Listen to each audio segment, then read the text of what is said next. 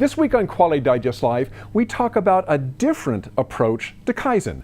Dan Chartier, Managing Director of Kaizen Institute North America, describes how to build Kaizen into a new facility or refurbishing a facility, starting with the design. You don't want to miss this, so come back in 30 seconds.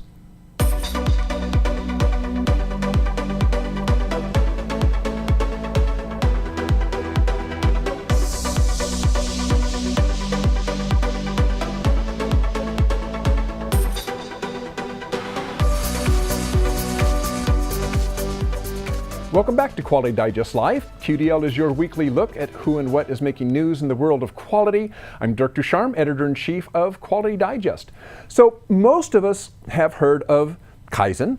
If you haven't, it's a continuous improvement philosophy and methodology that involves all employees to improve a company's processes, to lean it out, to run with less waste. But most of us who are familiar with it think of Kaizen as something you do after the fact, right? After an operation has been running, you might come in and apply Kaizen tools to existing processes, or you come in and you do what's called a Kaizen blitz. So I think of it as trying to fix something that's already broken. Right? Well, today's guest describes a better way, which is to build Kaizen in literally from the ground up. That is, design your manufacturing facility for Kaizen. Dan Chartier, Managing Director of Kaizen Institute North America, will tell us all about it. Thanks for joining us on Quality Digest Live, Dan. Oh, I think you have him muted there. You there, Dan? Yes, I am. Oh, sorry about that. Yep, we got you. Okay, sorry about that. So do I have that right? We're talking about building in Kaizen from the actual construction point or the building out of an existing manufacturing facility?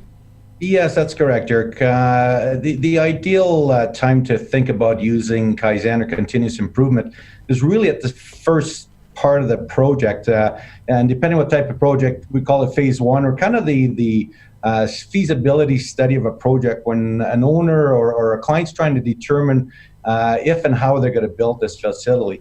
So we like to get involved as early as possible in the project. The benefit of doing that is us being able to implement or look at the efficiencies of the plant before it gets designed and constructed. So we start with our client, if possible, right at that phase, looking at layouts, mapping layouts with no engineering, nobody there, but really looking how we can make this plant to be a low-cost producer at the end of the project. So once we get that done, with the concept has been developed, we now start looking at front-end engineering or early engineering phases, bringing the engineering groups in, looking at how our layout or optimal layout can be designed so that at the end of the project, again, always with a focus on operational excellence. So at the end of the project, the design will work to what we've agreed to with the client at the start of the project.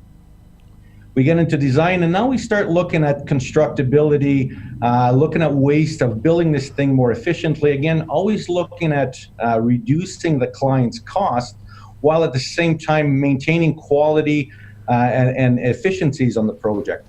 And as we get through start going through engineering, we start looking at procurement, looking at, again, working with construction. And really at this point, we start bringing in our commissioning and startup groups. So these are the people that are going to look at the best way to start this plant up and hand it over to operations as quickly as possible so operations can start making money with this facility right away. More often than none, we get brought into a project once the plant's been up and running. And that's always a challenge because the owner spent a lot of money on this plant and then they're not getting the results that we're hoping for from this plant. So they bring us in looking at ways of improving efficiencies, looking at ways of reducing costs, and really looking at how we can make the plant better. So over the years, we said, well, if we can do that at the start, it's really looking at saving the owner money from the start and giving a plant that he wants at the end of the day they can make money with. So you're working with the actual design team or design person who actually designing the physical layout of the plant, is that right? That's correct, yeah. So the first part of that is really us working with the owner to lay out an optimal plant. I started doing this about 20 years ago in my previous life, and I was always on the project side of the owner I was working with at the time.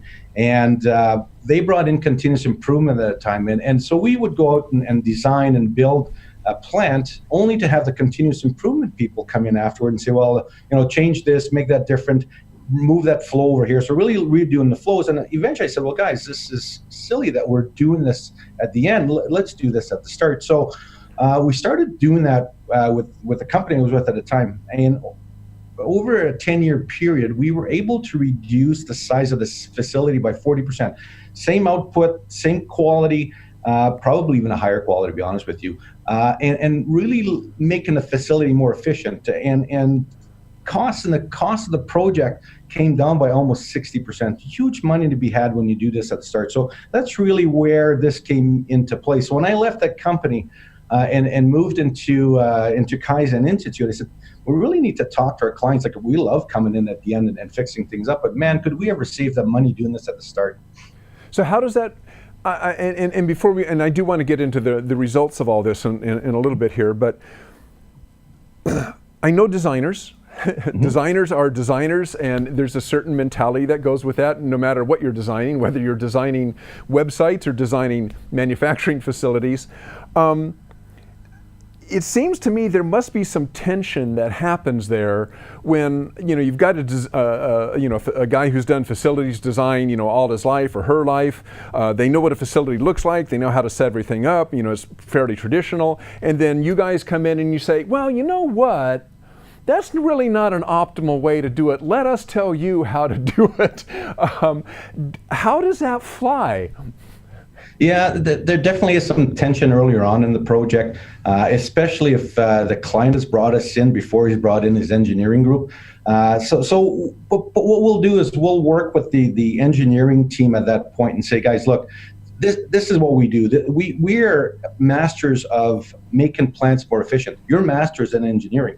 So let's work at this together. Let's take our approach to layouts, our approach to efficiencies, our approach to making the client a low-cost producer, and have a quality plant at the end of this thing. So let's work at this together. So we'll work with them, we'll train them, we'll show them flow efficiencies. We're always looking at ways to eliminate waste. And once they get around that, we're not there to take their work, we're actually there to make their life easier and more efficient. They start looking at, maybe this is something we can do as well going forward when we work with our clients, right? And so it's really, there's a transition phase from where they really don't want to talk to us to where we become their partners in this.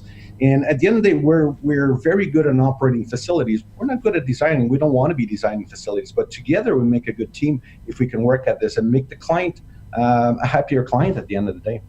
So can you, so that we're not talking too much in the abstract here, what might look physically different, or what might an employee see that's different between, let's say, a traditional plant versus one that has been designed with Kaizen in mind? So maybe you can contrast some element of a plant that has been designed with this in mind or not.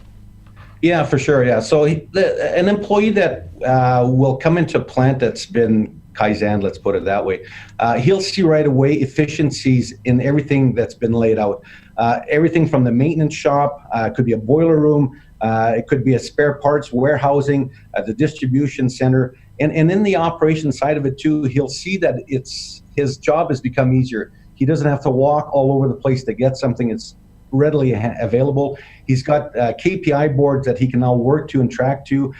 He's got all the information he or she need in front of him to be able to work efficiently, which makes their life easier. I mean, and nothing more frustrating as an operator to be running around looking for parts, to be running around looking for what comes up next, or running around to try to restart and redo something. And also, as they get the new equipment, they've now been trained, they've now been equipment, so their life becomes a lot easier, so they really enjoy that part of it. So if you go to a facility where we've done this work for, the people are definitely a happier environment. They love to be efficient. Nobody likes to waste time and waste money for the owner. So part of what they might see is less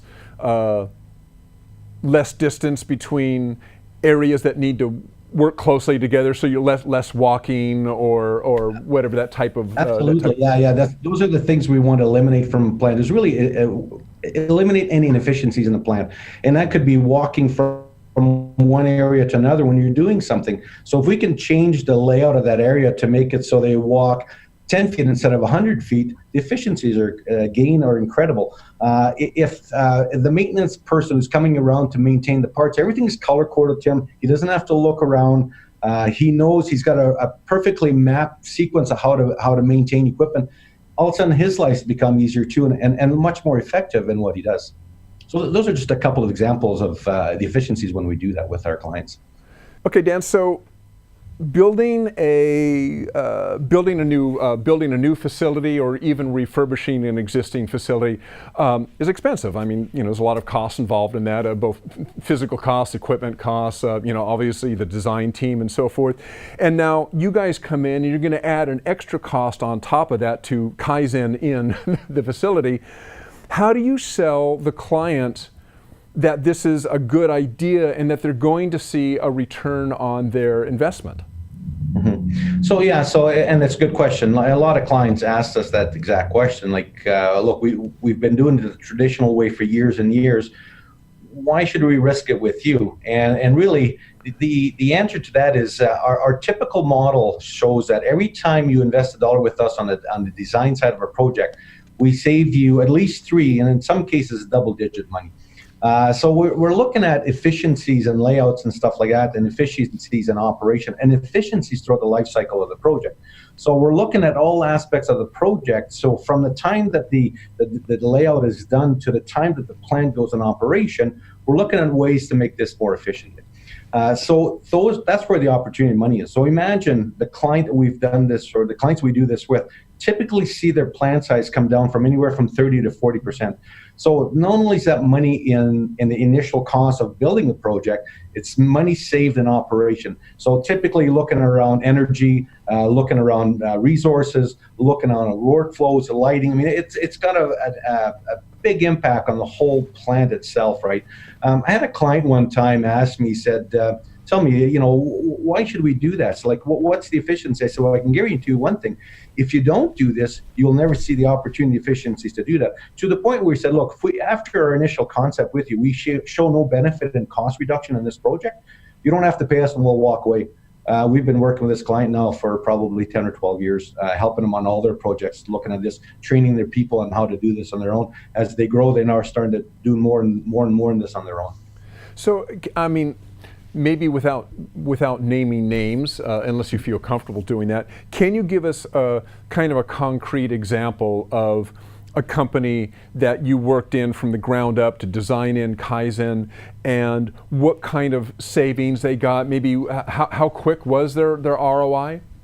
Right. So we had a potash mining client who, again, we were doing continuous improvement with, and he said one day, he says, guys, I'm really in trouble here. We spent a whole bunch of money in this plant, and we can't make our nameplate capacity. And we're looking for help. Is that something you can do? I said, absolutely. Look, what we need to do is come back in. I mean, they spent a lot of money getting this plant up and running, and it just couldn't meet their nameplate design capacity. So I said, look, we really need to come in, take a full open approach to your layout and your plant flows and everything else, and redesign this thing. And at that point, he said, how can you guarantee me that there's money to be made doing this? I said, I'll guarantee you one thing. If you don't make the change, you'll never make your nameplate design capacity. He said, all right, look, I like what you do in the continuous improvement side. We'll look at this on the project side. So we came in, we redid the layout of this plant, looked at all the inefficiencies. They spent, unfortunately, more money. We recommissioned the plant. So prior to us taking this on, they were running at about 85% nameplate capacity. Once we redid the project with them, relayed it out, recommissioned the plant, retrained their operators, they were running about 108 to 110% nameplate capacity. The calculation, don't quote me 100%, but it was like $70 or $80 million in gains they made per year by doing this. It's huge money for them. Since then, we continually do projects with them. So whenever there's something new they want to do, they'll call us in and look at efficiencies, layout, and it can even be a maintenance shop and warehousing and distribution. They're really looking at how the projects look like from an operational point of view now. And so starting from kind of, and I think you touched on this a little bit at the beginning, but kind of starting from the beginning, and maybe just kind of quickly outline it. What are the basic phases for bringing a new plant into operation, considering that you're building in Kaizen? What are kind of the major steps, the major milestones? Yeah. So the major steps. So the first real step is the design part of the plant, right? So if we can get the design to the point where we think it's the most efficient, now we get into procurement. So buying the equipment, buying everything, and that may be working with the vendors at that point to make them look at ways they can do their things more efficiency. And then we're getting into construction phase of the project. So now we look at constructability, efficiencies in constructing this plant. Again, we're always looking at ways to save the project money. And always with a focus at the end of this project, we want it to be an operational excellence facility. We want them to be a low-cost producer. So now we start bringing in the commissioning people, so commissioning team. So a lot of these large projects bring in commissioning team, which are kind of an independent group of people that go around commissioning. So they'll start working with them and the operators at that point and training them on what we're trying to achieve at the end of the game, which means we want to start this plant faster than anybody else. We want it to run better than anybody else. And we want the owner to make money right away. So that commissioning phase comes into play. So now we're working with the commissioning group and the plant operators and training them on what operational excellence looks like, training on what that can look like. We train them on a mission room or an Obeya room where we have a war room where everybody works from. So we know every day where we are in this project and who has to do what next. So we go through this and eventually we go over from from commissioning, handing it over to operational. In my previous life, it could take us 6 to 12 months to get a plant fully operational to where the owner is making money with it. By doing this approach, we were able to reduce that from 6 to 12 months down to less than 3 months. So could you imagine saving 6 to 9 months of startup costs for this plant? It's huge money. Yeah, that's a lot of money, exactly. Who oversees all this? I mean, is there some sort of, I don't know, a Kaizen design consultant or something that's on site to kind of make sure, kind of a Kaizen project manager, I guess, so to speak? Yeah, so we do both actually. So we often work with the owner as a Kaizen project manager. We don't do engineering. We're a continuous improvement company. We don't want to do engineering, but most of our consultants are engineers. So they have a good understanding of engineering, but where we add value is training the owner on efficiencies of running a project, training them what good project practices look like in the Kaizen world. So that's where we play. And we tend to put 1 or 2 people in with the owners. We're a small team that goes into these projects where we're not looking at hundreds of people. We're looking at a handful of people at best. And they're all continuous improvement people that understand efficiencies of doing a project, understand the efficiencies of running a plant. So always looking for the client's best interest. Because during the design phase, there's always somebody who wants to make something bigger and better. And sometimes we do need that. But in a lot of cases, it adds cost and inefficiency is what we do. So we'll challenge them on that part of it.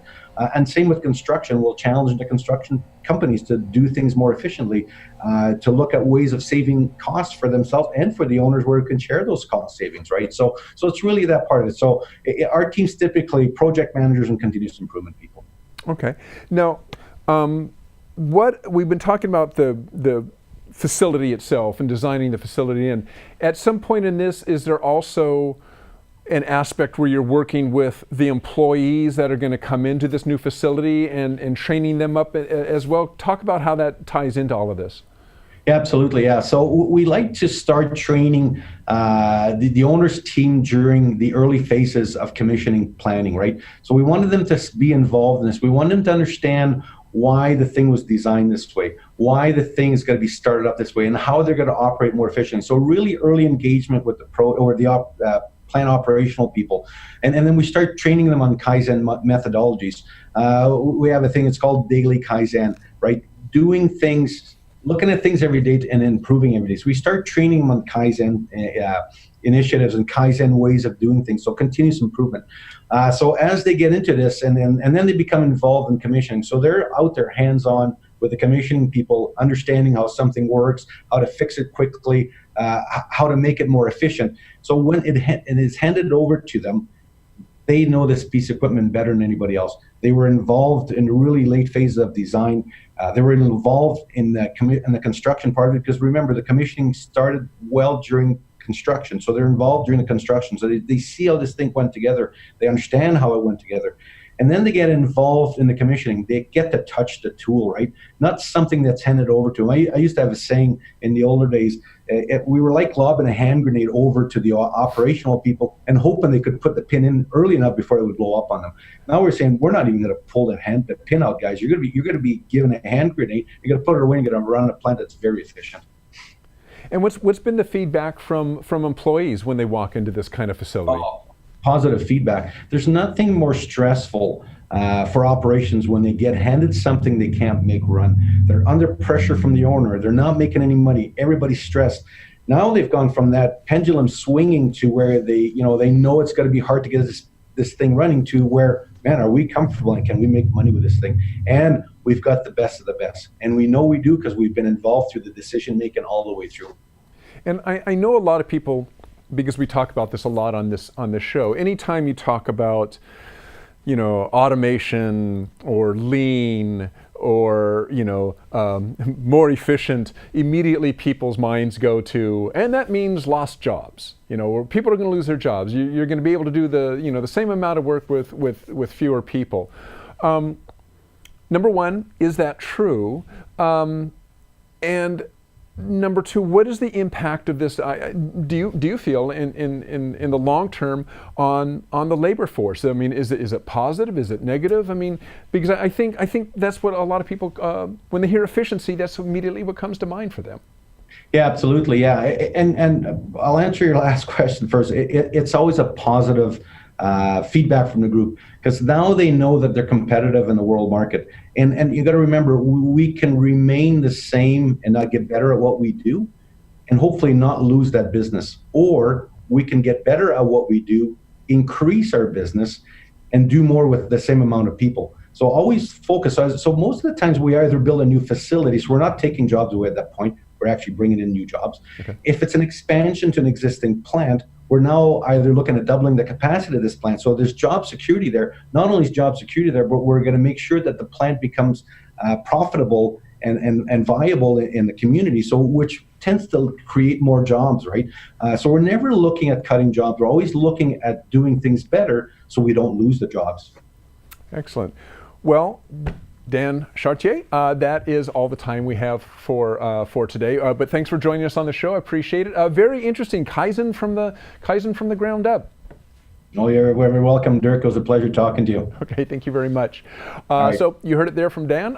If you want to know more about this, he is with Kaizen Institute North America, and you can go out there and check out their website as well. We'll have a link underneath the player page down there, and you can check it out there. And as usual, if there is someone you would like to see on the show or some topic that you would like us to cover, send those ideas to us at qdl@qualitydigest.com, and we'll try to cover those on the show here. So thanks for joining us today. We'll see you next week on Quality Digest Live. So long.